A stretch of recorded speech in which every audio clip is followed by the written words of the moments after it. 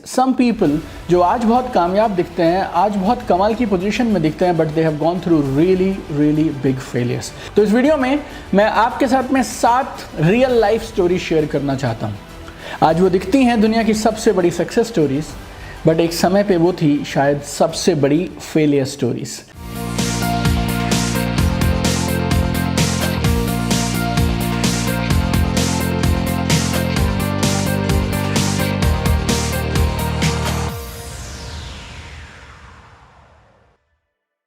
ज़िंदगी में बहुत बार ऐसा होता है कि जब आप ना अंडर प्रेशर हैं, ट्रेमेंडस प्रेशर है और things are not working out. आप बहुत मेहनत कर रहे हैं लेकिन प्रॉब्लम्स खत्म होने का नाम ही नहीं ले रही हैं। आप एक चीज़ सॉल्व करते हैं, दूसरी आ जाती है, दूसरी सॉल्व करते हैं, तीसरी आ जाती है। और बहुत बार आपको ऐसा लगता है यार अब मैं रिलैक्स कर सकता हूँ, अब चीज़ें थोड़ी सॉर्टेड लग रही हैं, चीज़ें अब ऐसे लग रहा है सेटल हो रही हैं। And then again one more issue will suddenly prop up and then you will ask why me, यार मेरे साथ ही ऐसा क्यों होता है, कब ये सब बंद होगा, will it ever end no.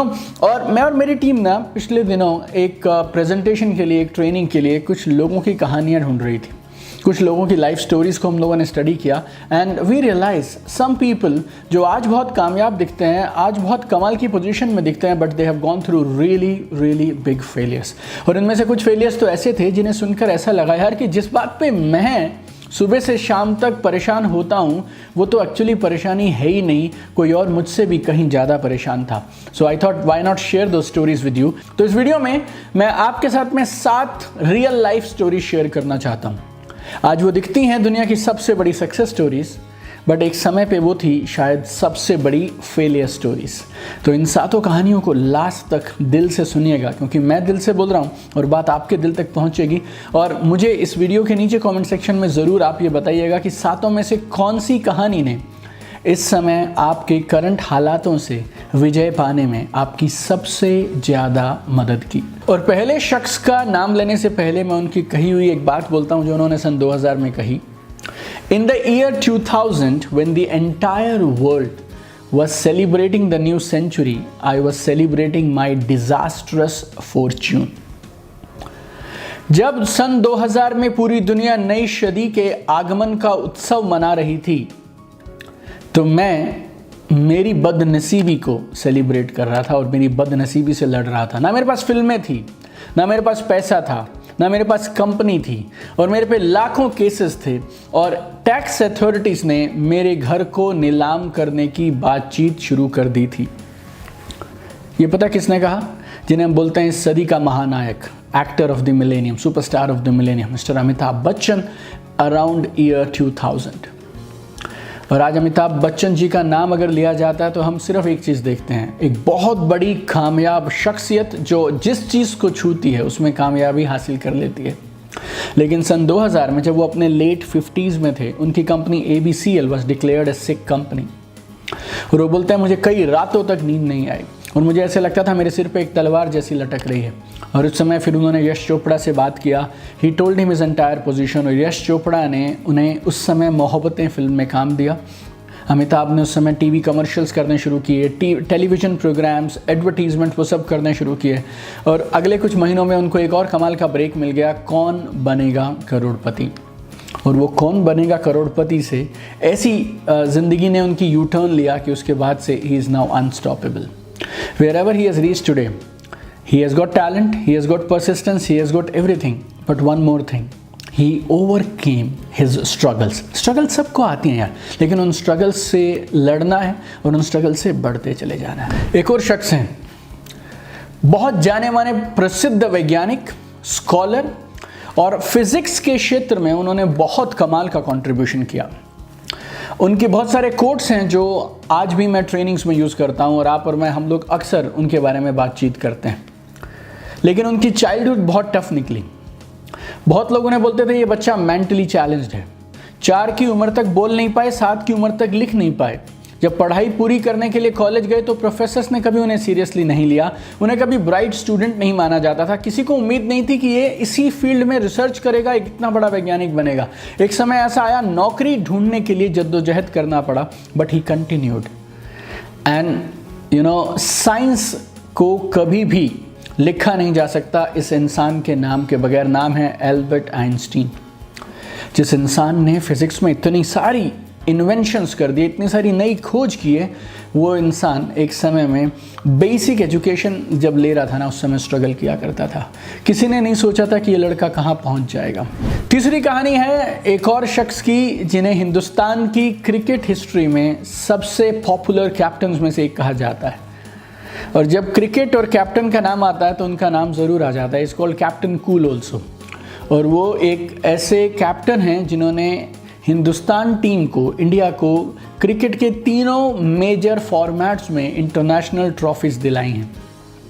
लेकिन उनका भी चाइल्डहुड, उनकी भी स्कूलिंग बहुत आसान नहीं रही थी। पिताजी रांची में मेकॉन लिमिटेड कंपनी में पंप ऑपरेटर थे। प्रेशर बहुत था और घर वाले चाहते थे वो एक गवर्नमेंट जॉब कर लें। और एक कुछ समय उन्होंने खड़गपुर रेलवे स्टेशन पे TTE ट्रैवल टिकट एग्जामिनर का जॉब भी किया 2001-2003 के आसपास। और वहाँ इंडियन रेलवेज़ की तरफ से भी बीच बीच में क्रिकेट खेल लिया करते थे। जब कैप्टन बने तो इनिशियली सीनियर प्लेयर्स थे बहुत सारे, उन्होंने उनकी कैप्टनसी को स्वीकार नहीं किया। जब उन्होंने कैप्टनसी ज्वाइन की, जब वो कैप्टन बने, उस समय टीम ने अगले कुछ महीनों तक, अगले कुछ सीजन्स तक बहुत ज़बरदस्त परफॉर्म नहीं किया। लेकिन वो आदमी लगा रहा, अपने आप को बेहतर बनाता रहा, सुधारता रहा। And today he is called as Captain Cool, one of the most popular captains in the history of this country, MS Dhoni, Mahendra Singh Dhoni. चौथे इंसान, ये is one of my personal favourites. आज उनकी कंपनी दुनिया के सबसे शानदार फ़ोन्स बनाती है, MP3 प्लेयर्स बनाती है, वॉचेस बनाती है, you know, and he was the co founder of an iconic brand called Apple. Apple is $1 trillion company. ये अब न्यूज़ पुरानी हो गई। Apple is $2 trillion company, like it's a $2 trillion company. I think very few companies in the world has reached that level where Apple has reached.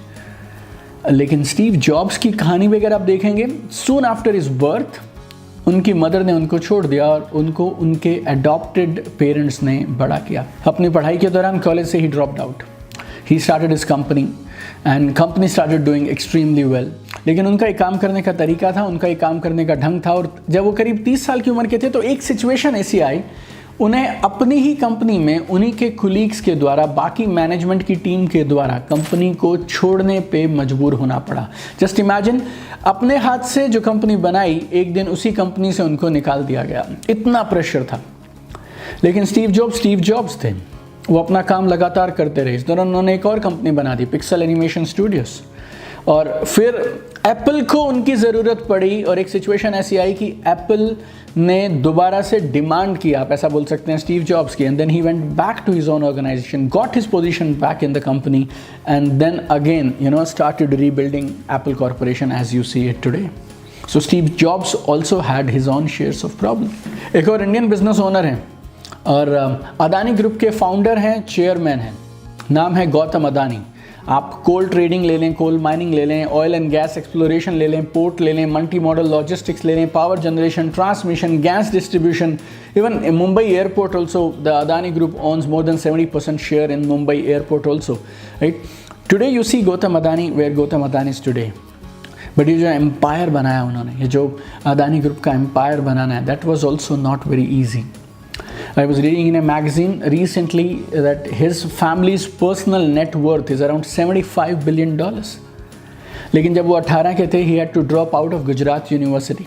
BCom के second year में थे, वहाँ से ड्रॉप आउट करना पड़ा, फिर बॉम्बे आना पड़ा। बॉम्बे में डायमंड सॉर्टिंग का काम शुरू कर दिया, फिर एक बिजनेस से दूसरा, दूसरे से तीसरा, तीसरे से चौथा, लगे रहे, प्रयास करते रहे। और प्रयास करते करते करते today family net worth is more than $70 billion. The sixth story that I want to share with you is about a woman. She's an author, लेखक हैं वो, और she is not the author of a best-selling book. She is the author of a best-selling series in the history of this world, और जिस series की 500 million plus copies sold हुई हैं, 500 million से ज़्यादा कॉपीज़ बिकी हैं। लेकिन जब उन्होंने इस किताब को लिखा, पहली हैरी पॉटर की बुक को लिखा जब J.K. रॉलिंग ने, she was going through some of the worst times of her life. She had suicidal thoughts. Survive करने के लिए बहुत पैसे नहीं थे। She was a single mother. और अपनी एक बेटी के साथ में कैफ़ेज़ में लिखा करती थी। सोशल सिक्योरिटी से पैसे मिला करते थे, उससे गुजारा चलाया करती थी। टाइपराइटर पे टाइप करती रहती थी। 5 साल लगे थे पहली किताब लिखने में, और 5 साल के प्रयास के बाद जब उन्होंने वो मैन्युस्क्रिप्ट पब्लिशर्स को दिखाया, 12 पब्लिशर्स ने स्ट्रेट अवे उसको रिजेक्ट कर दिया। But she continued, and 13th publisher, they published Harry Potter series. And after that, one thing after the other, one thing after the other continued, and J.K. Rowling has reached this prestigious position today. She was also on the verge of quitting. आप समझिए 5 साल लगातार काम करती चली गई उस किताब के लिए, उस ड्रीम के लिए, स्ट्रगल करती रही. Financially she was at her lowest condition, and she used to had suicidal thoughts, and from there she pulled it up. And right time, the book went to the market and became a sensation. And seventh and last one more Indian business owner, नाम है नारायण मूर्ति. नारायण मूर्ति जी को बोला जाता है father of IT sector. Fortune magazine ने उनको रखा 12 greatest entrepreneurs of our times. लेकिन ऐसा नहीं कि इन्फोसिस उनकी ज़िंदगी का पहला वेंचर था और यूं ही कामयाब हो गया. मूर्ति का जो पहला वेंचर था, एक कंपनी थी जिसका नाम था सॉफ्ट्रॉनिक्स, और वो करीब 1-1.5 साल में फेल हो गई और बंद हो गई. और उसके बाद मूर्ति ने अब जो पाटनी कंप्यूटर सिस्टम ज्वाइन कर लिया और वहाँ पे करीब 5 साल काम किया. फिर 1981 में इन्फोसिस बनाया, और वो भी अपने 6 दोस्तों के साथ. और पैसे नहीं थे, अपनी वाइफ सुधा मूर्ति से उन्होंने कैपिटल के लिए पैसे उधार लिए, और उस पैसे से जो अपनी वाइफ से उन्होंने लिए थे उससे उन्होंने इन्फोसिस शुरू की. पहले कई साल तक इन्फोसिस में प्रॉफिट्स नहीं आए, और एक समय ऐसा आया जब उन्हें अपने बाकी को फाउंडर्स के सामने ये प्रस्ताव रखना पड़ा कि अब क्या किया जाए. 2 को फाउंडर्स क्विट कर गए, 5 बच गए. Murthy continued, and Murthy was among those 5. And then Infosys is one of the most respected IT companies not only in India but across the globe today. You know, sometimes we feel हमारी problem सबसे बड़ी है, हमारे दुख सबसे बड़े हैं, हमारे चैलेंजेस सबसे बड़े हैं. But you know, everybody who has risen to the top, they have gone through some challenges, some problems. Problem नहीं चाहिए तुम्हें, चैलेंज नहीं चाहिए तुम्हें, कुछ भी नया मत करो, जहाँ हो वहीं रह जाओ. Don't try anything else. Nobody will criticize you. You will not face any problems. You know, one of my training programs, somebody asked me, sir, हमारे business में problems बहुत हैं. मैं बोला आपको एक जगह बता सकता हूँ जहाँ problem नहीं है. अगर प्रॉब्लम नहीं चाहिए तो आप भी उधर जाके सेटल हो सकते हैं. बोले कहाँ जाना होगा सर? मैं बोला शमशान घाट. There's only one place on this earth where there are no problems, and that is शमशान घाट, right? I mean, if you are alive, there will be problems. आप उन्हें प्रॉब्लम बोलो या फिर आप उन्हें अपॉर्चुनिटीज़ और चैलेंजेस बोलो, up to you, my dear friends, right? तो ज़िंदगी में जहाँ हो, जिस भी चीज़ को आप फेस कर रहे हो, जिन भी हालातों से गुजर रहे हो, just continue going, and I can assure you, you will also have a beautiful success story, and one day you will be proud of yourself, I will be proud of you, and this entire world will be proud of you. So keep going. और मुझे comment करके ज़रूर बताइएगा सातों में से कौन सी story आपके दिल को सबसे ज़्यादा छू गई, right? Don't forget to write that in the comment. Don't forget to share this video with maximum people. You don't know, आपका एक शेयर, आपका एक क्लिक किसी को एक प्रेरणा का स्रोत बन के, एक उम्मीद की किरण के जैसे, एक रोशनी की तरह उनकी ज़िंदगी में शायद उजाला लेके आ जाए, right? And every single day I go to work with only one single mission, that is we want to see you at the top. हम आपको आसमान की ऊंचाइयां छूते हुए देखना चाहते हैं, कमाल करते हुए देखना चाहते हैं. So God bless you, keep shining. आइए मिलकर इस दुनिया को और खूबसूरत बनाते हैं और अपनी खुद की सक्सेस स्टोरी लिखते हैं. Love you guys.